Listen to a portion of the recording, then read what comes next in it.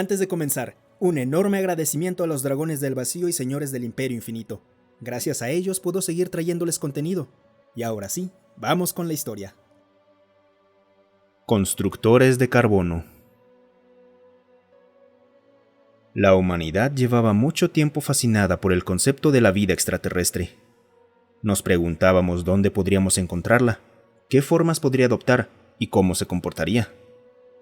Durante un tiempo nos conformamos con historias de fantasía, de monstruos, espíritus míticos.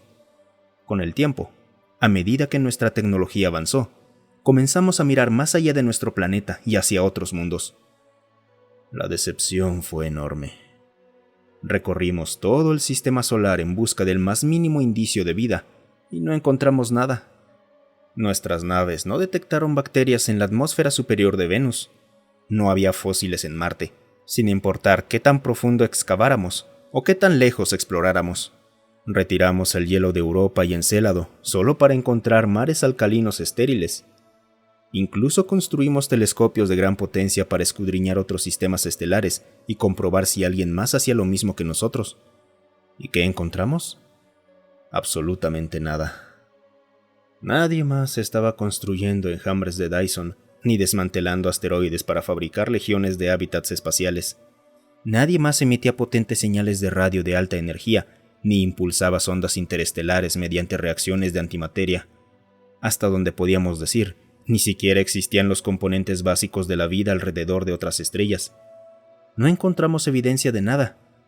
Ni una planta, ni un animal, ni siquiera un virus. Incluso después de dominar el viaje superlumínico y expandir nuestra búsqueda, seguimos sin encontrar nada. Nuestro mayor temor solo parecía hacerse más real. Que no hubiera nadie más allá afuera. Nadie con quien compartir nuestra existencia. El temor de que estuviéramos solos. Existía la posibilidad de que la única parte realmente única de nuestra existencia fuera el simple hecho de existir. En cierto modo, eso era más cierto de lo que imaginábamos. Un día cualquiera, en una refinería automatizada de asteroides que no tenía nada de especial, se registró una notificación sobre una pequeña interferencia electromagnética. Se habían detectado unas emisiones desconocidas de microondas y el supervisor correspondiente fue informado de inmediato. Al principio se asumió que no era más que un simple error de software, pero después de varias semanas de reinicios remotos sin resultado, se envió un equipo técnico. Sin embargo, al llegar descubrieron con sorpresa que las extrañas emisiones eran reales y provenían del interior de los contenedores de residuos industriales de la refinería. Cuando examinaron su contenido, la confusión fue todavía mayor. La refinería había recolectado recientemente varios asteroides y había filtrado lo que identificó como polimorfos comunes de sílice. Los consideraba impurezas. En realidad, aquellas impurezas eran un compuesto de silicato hasta entonces desconocido, uno que emitía radiación de microondas cuando era expuesto a una fuente de energía lo suficientemente fuerte, una fuente de energía como el calor residual de la propia refinería. Varios equipos de investigación se apresuraron a estudiar aquel nuevo material y descubrieron que las señales emitidas por una concentración de esos silicatos podían alterar las emisiones de otras concentraciones cercanas. Eso implicaba que podían intercambiar información, lo que significaba que, en teoría, podían procesar datos. En esencia, se trataba de un sistema informático natural basado en silicio. Ahora que sabíamos qué buscar, los investigadores comenzaron a reunir tantos asteroides de aquellos silicatos inteligentes como les fue posible. Con el tiempo, logramos crear una masa con suficiente capacidad de procesamiento como para empezar a cargar información en ella. Nadie registró qué fue exactamente lo primero que el equipo intentó ejecutar en aquel nuevo sistema. Existe un rumor persistente de que fue Doom, pero nunca ha podido comprobarse. Lo que definitivamente no esperaban ver en la terminal, conectada a aquella masa de minerales cargados eléctricamente, era un cuadro de texto. ¿Cuál es su forma?, decía. Fue entonces cuando descubrimos por qué nunca habíamos encontrado evidencia de vida más allá de la nuestra. Resultó que la vida era abundante en todo el universo. Simplemente no era vida basada en carbono. Los alienígenas eran tan diferentes de nosotros, tanto física como bioquímicamente, que nos resultaba difícil detectarlos o siquiera reconocer que estaban vivos. Nuestros nuevos conocidos basados en silicio, cuyo nombre podría traducirse aproximadamente como errantes con propósito, eran solo un ejemplo. Su especie, si es que podía llamársele así, había existido durante miles de millones de años. Permanecían inertes durante eones, flotando por el espacio, hasta que las circunstancias reunían suficiente cantidad de su masa alrededor de una estrella o en la órbita, saturada de radiación de un gigante gaseoso, y solo entonces alcanzaban una especie de masa crítica y despertaban, volviéndose activos y conscientes. Una vez que nuestras ideas preconcebidas sobre lo que podía ser la vida quedaron hechas añicos, reanudamos la búsqueda desde cero. Reevaluamos todos los lugares que habíamos explorado y descubrimos una asombrosa diversidad de especies alienígenas. Nubes de gas inteligente habían construido civilizaciones en las capas inferiores de un gigante gaseoso y se hacían llamar los Panstrata. En un planeta errante encontramos a los contempladores de la lluvia, extensos campos de cristales basados en boranos que se cantaban unos a otros mediante luz ultravioleta.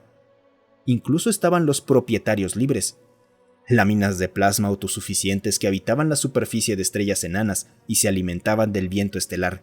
Y esos solo eran algunos ejemplos. Muchos de ellos también se sorprendieron al descubrirnos. Algunos habían planteado la posibilidad de que existiera vida basada en carbono, pero la descartaban por considerarla demasiado frágil. Necesitábamos un rango muy específico de temperaturas y presiones para sobrevivir.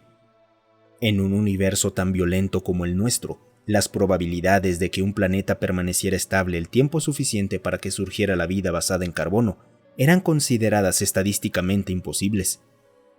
Comparados con los entornos que ellos podían habitar, era difícil no estar de acuerdo.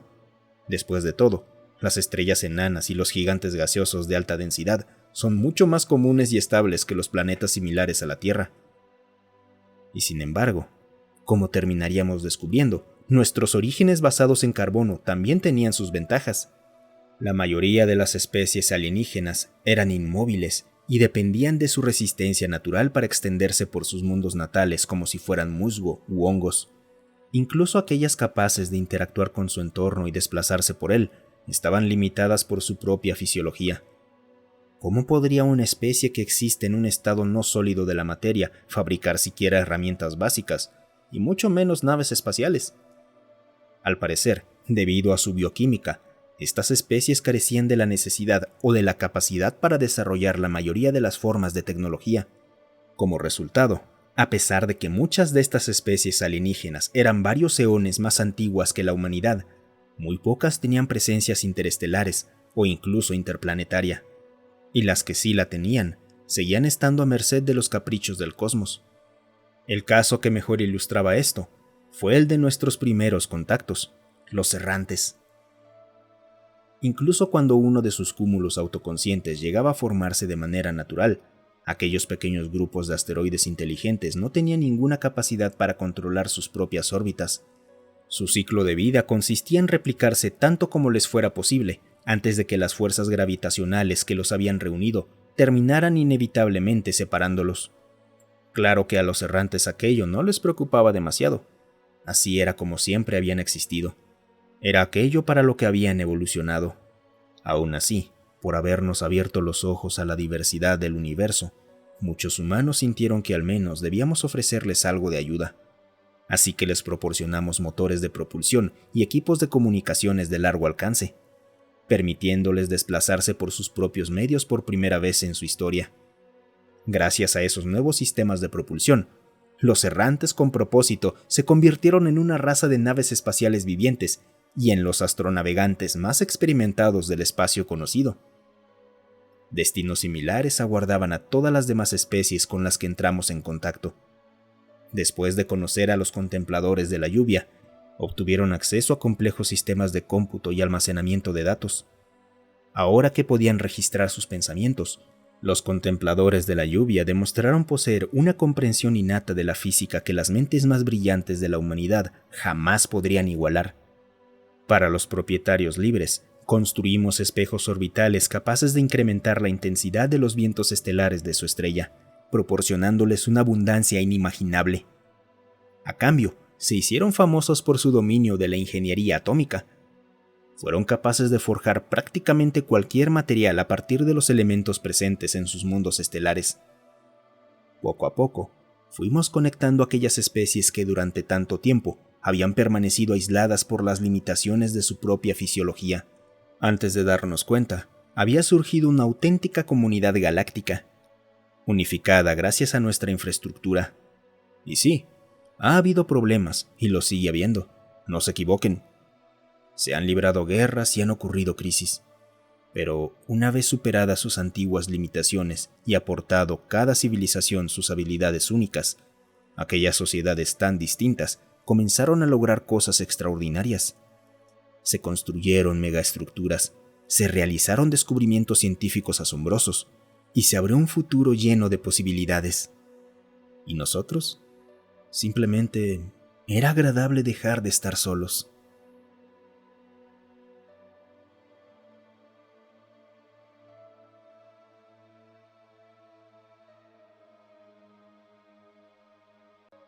Y como siempre, chicos, muchísimas gracias por quedarse hasta el final. Saben, siempre se ha teorizado sobre la vida basada en el silicón, pero realmente no sabemos qué otros tipos de vida puede haber allá en el universo, ni cómo van a ser sus formas de comunicaciones, reproducción, sistemas sociales, tecnologías. Simplemente solo podemos especular, y eso es lo que los hace tan fascinantes. Las infinitas posibilidades. No lo sé, tal vez algún día nos topemos con ese tipo de seres tan pero tan alienígenas. Creo que es una de las cosas que más nos atrapan de la ciencia ficción, que podemos imaginarnos todo tipo de seres, todo tipo de sociedades, tecnologías, formas, todo tipo de inteligencia que podamos pensar puede estar ahí afuera en el universo. En serio, no hay que ser tan humanocentrista como para pensar que toda la vida va a tener una forma humanoide. Muchas gracias por escuchar. Recuerda apoyar el canal dejándonos un like, un comentario o compartiendo el video. También puedes apoyarnos uniéndote a los miembros del canal. Tenemos contenido exclusivo solo para miembros y acceso anticipado a los videos. Tenemos también un servidor de Discord. Ven y pásate a platicar un rato. El link para unirse está en la descripción.